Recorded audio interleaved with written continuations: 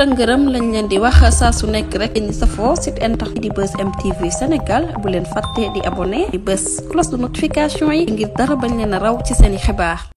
dal leen ak jàmm mbokki internet yi safoo di seetaan Buzz MTV Sénégal cant ak gërëm ñeen na leen si topp bi ngeen di topp saa su nekk di fi taataani xibaar à la scène des patriotes. Comme d'habitude, n'oubliez pas de vous abonner, de liker, de partager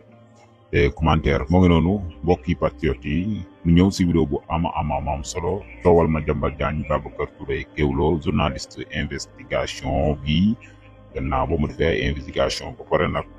ñëwaat na indi ay leeral ay mbir yu bees si mbiru Madiambal Diagne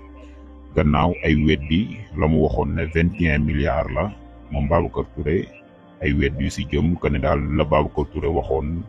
amul 21 milliards waaye 1 milliard la ak lu teg dinañ si ñëw ana lan moo waral 1 milliard yooyu waaye 21 milliards yi Babacar Touré Kewoulo waxoon dara dañu si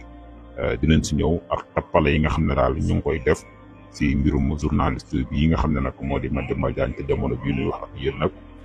mu daw ndax wóolu gi ñu ko wóolu woon mu daw génn réew mi dañuy teelu Babacar Touré ak révélation yi nga xam ne amal na ko. la xaw ma defal ma pièce de montage nit ñoo wax 21 milliards ndeke finalement 1 milliard 600 la oui ñoo wax 21 milliards et damay continuer di ko assumer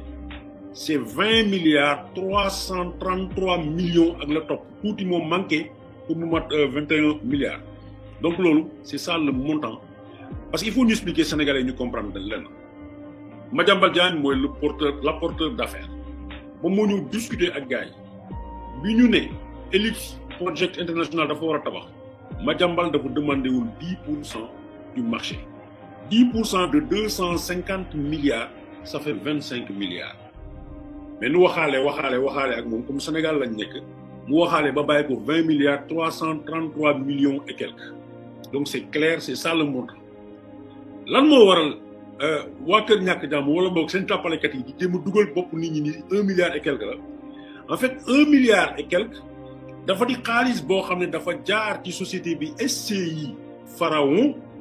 bi nga xam ne madame Diagne di Ma Bintou Diaby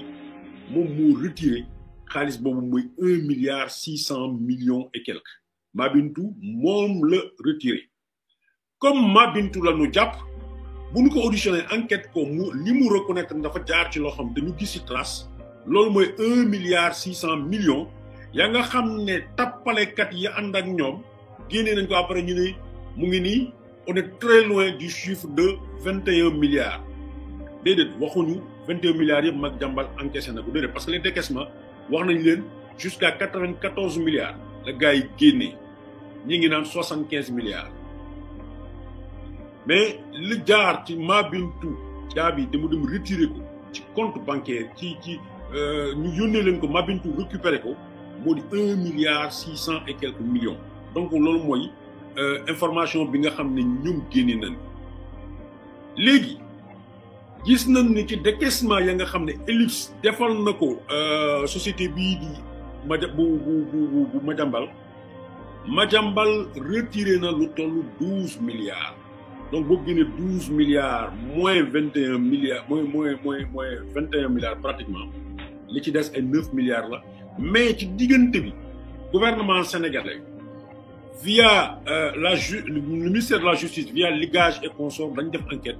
ba ñu ni ñii lu ñu def du yoon lii ñu def dafa am tappale ba pare liggéey yi ñu def lu ci bari baaxut malgré que waxoon naa que réceptionné nañu certains yenn ñi nga xam ne ay édifices yi gars yi doon tabax édifices yooyu mooy lan mooy yenn tribunaux yi mooy hôpital bu Ourossogui ak yeneen structure ya nga xam ne gars yi ñoo ko doon tabax tax na bu fekkee ne turu Madiambal Diagne moo génn parce que Madiambal Diagne moo indi marché bi Madiambal Diagne balaa gouvernement Sénégal di signé moom signé na ba pare loolu mooy joxe xalaat ni ñii dañu préparé woon pour bu ñu nar a def ak jël xaalisu Sénégal rek moo leen si ñoroon donc amul leneen loo xam ne daf ci topp c'est très clair tax na dès le début gis nañ ni un mécanisme avait été mis en place pour détourner des fonds publics képp koo xam ne bokk nga ci loolu ñoom la ñu wax ne pour blanchiment la et consort loolu moo tax dossier bi dina laal nit ñu bari pour le moment Madiambal lañ ciy wax mais puisque moom c'est via la SCI Pharaon bi nga xam ne moom Madiambal moo ko moomal boppam en un moment mu jël signature bi dënk ko Mabintou Diaby moo tax ça s'est concentré autour de Madiambal Diagne comme moom daw na mu bàyyi ki nga xam ne elle est impliquée dans le dossier parce que moom moo doon utiliser yenn xaalis yi mooy Mabintou Diaby loolu rek moo tax ñu jàpp ko dégg naa ay tappalekat parce que dañoo jotul Madiambal ñu jàpp famille en otage et consort déedéet du dëgg. Deuxième chose bi ma bëgg a préciser Madiambal keroog bi mu yegg si aéroport contrairement ak li ñu wax naan dafa dem ba muy dugg avion ainsi de suite c'est faux Madiambal s'est présenté bi ñu xoolee passeport bi ñu gis ni waa ji il y a une comment on appelle une interdiction de sortie parce que ça yenn sources yi ñu ngi wax ni l'interdiction n'était pas formellement dans les machines mais li wóor daal li nga xam ne amee naa ko ci ñoo xam ne mësuñu ma wax lu dul dëgg xamal nañ ma ni depuis le 19 il y avait un avis il y avait une interdiction de sortie du territoire Madiambal dañ ko fa jàpp contrairement li nga xam ne gars yi dañ koy wax xam nga gis ngeen communiqué wu Madiambal Diagne il s'en prenait carrément ki nga xam ne mooy le ministre le directeur de la police de l'air et des frontières commissaire Waly Camara mu ne le commissaire a fait mesure de zèle dafa ëppal ci li mu doon def prêché par excès ñenn ñi en matière d'enquête et de renseignement nee naan mieux vaut prêcher par excès que de prêcher que de négliger en fait nga jàpp fekk waroon jàpp moo gën nga bàyyi la nga xam ne waroon nga ko jàpp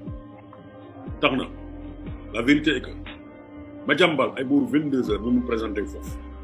non seulement bàyyi ñu ko mu bay dugg ci biir avion bi ñu koy génnee loolu du dëgg dañ ko fa bloqué non seulement téye ko ca aéroport ba mais Madiambal arrêté woon nañ ko oui Madiambal Diagne arrêté woon nañ ko jàppoon nañ ko ba yóbbu ko commissariat spécial bu aéroport ak fi ñu embarqué ça fait plus d'1 kilomètre yóbbu nañ ko fa dugal nañ ko ci grille de garde à vue Madiambal def na fa lu mat 3 heures de temps li may wax bu enquêteurs yi seetee nañ gis ni am na mention de la position de garde à vue de Madiambal Diagne mais lan moo tax Madiambal Diagne boobu ñu dugal ko en garde à vue dugal ko ci cellule yi kan moo wax ak lan moo tax ñu daal di ko génne foofu daal di ko delloo passeport ba nga xam ne policiers yi jàpp nañ ko ba mu Madiambal ci guddi googu mu mën a daw c'est une question kan moo intervenir parce que arrêté woon nañ ko yóbbu nañ ko commissariat spécial il était en position de garde à vue beneen chose bi nga xam ne bëggoon naa ko préciser Sénégalais parce que gis nañu qui nous présentait comme Serigne Madiambal Diagne ñii foog ne simplement otage la non waa ji il y a joué un rôle le rôle mooy lan parce que ñu ci bari bi ñuy wax ni Madiambal mu ngi fële mu ngi Dakar mu ngi Guédiawaye mu ngi ñenn ñii di werante man sama bopp puisque je suis investigateur jéemoon naa xam fu Madiambal nekk mais ñi nga xam ne dañ mooy wax ak ñoom dañ naan les données techniques montrent que Madiambal est sur le territoire national les données techniques dafay wone ni Madiambal Diagne mu ngi sur le territoire national xam nga dafa am lu ñu wax information formelle bu physique ak loo xam ne ay information yoo xam ne c'est technique les informations techniques su ma leen ko doon wax tey Sénégal dafay nekk ci oto dafay nekk téléphone portable dafay nekk puce bi nga xam ne dugal nañ ko ci yaramu nit wala comme ni ma lay waxee pastille boo xam ne collé nañ ko ci sa oto fépp foo mënti nekk sur les informations numériques information numérique dafay tax ñu xam ne diw mu ngi tëdd bërëb parce que téléphone am dafay signaler à tel endroit wala oto am dafay signaler à tel endroit bokkul nag ak li nga xam ne mooy données physique nga xam ne ay nit gis nañu Madiambal dugg na ci bâtiment bi mais génnagul sëriñ bi le rôle qu'il a joué c'est que Madiambal dafa bàyyi ay données techniques sa téléphone am bi mu xamee ni ñu ngi koy seet moo tey xam naa complicité ak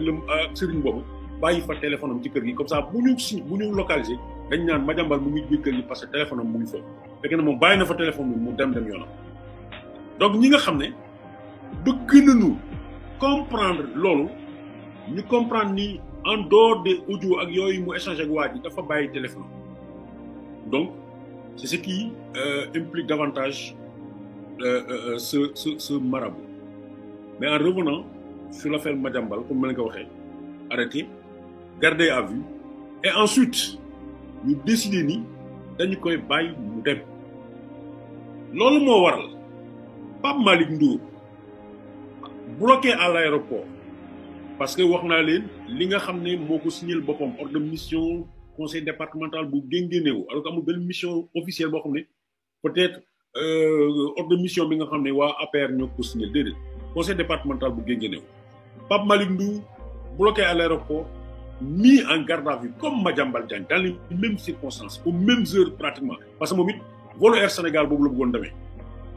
dañ ko fa téye woo waa SR mais je vais rassurer tout le monde pour wax ni dès après bi ñu ko arrêté tàng-tàng bi defar nañu la nga xam ne mooy opposition de comment on appelle convocation section de recherche pour que ñu mën koo ñëw jël si yóbbu ko placer ko en position certainement de garde à vue en tout cas l'illégal mooy puisque ñoom seen convocation yu ñu wuñ ko wala audition yi permettre loon ba ñu yegg si ñu paree auditionné ñëpp. ok moo ngi noonu comme ni ngeen ko teewloo mu nekk ay maanaam yeneen mbir yu beesaat si mbirum Madiambal Diagne teewlu ngeen Babacar Touré Babacar Touré journaliste investigation bi nga xam ne nag moom ay jàngat yu amaama solo lay def gannaaw bu mu defee investigation ay révélation yu pertinence yoo xam ne nag daf koy teg si taabal ji ñëwaat na si mbirum Madiambal gannaaw ay kàddu yu jibaat te ne la mu waxoon amul que mën naa ne sax ñu bari ñu waxoon ne 21 milliards la Madiambal luubal si lañ koy toppeeg yooyu noonu gannaaw kañ si jàpp ñu téye ko wala sa xew yëpp ba mu wax ne moom 1 milliard et quelque la ana lan moo waral 1 milliard yooyu yëpp moom Babacar Touré ñëw na si def si ay leeral aussi que ne daal ak bu mën di xew moom 21 milliards yi mu waxoon dara teggeegu si maanaam dara dañu si waaw ak nu ñu ko mën di waxe nag ndax dañu téye salamu laale est-ce que moo nekk 1 milliard yi ak lu teg wala loolu lépp moom Babacar Touré Kewoulo ñëw na si def si jàngat yu am solo ak lu mën di xew moom Madiambal Diagne jamono bii mën nañ ne coow la topp na ko semaine bi yëpp gannaaw sax xaw na wàññeeku tuuti si coow li mais moom daal 21 milliards yi bañ ko si tuddee la kenn xamatul fan la nekk booba la daw génn réew mi jot na nag ma nga France sa information yi nga xam ne jot nañ ko ak la mu bind la mu wax ne daal dem na moo ngi noonu ak lu man di xew rek ñoo ngi xaar di néganiku ba xam mbir yi ana fan lay mujj gannaaw ba ministre bi génnee daal di wax ne mandat d'arrêt international daal nañ koy teg si kaw ki nga xam ne moo di Madiambal Diagne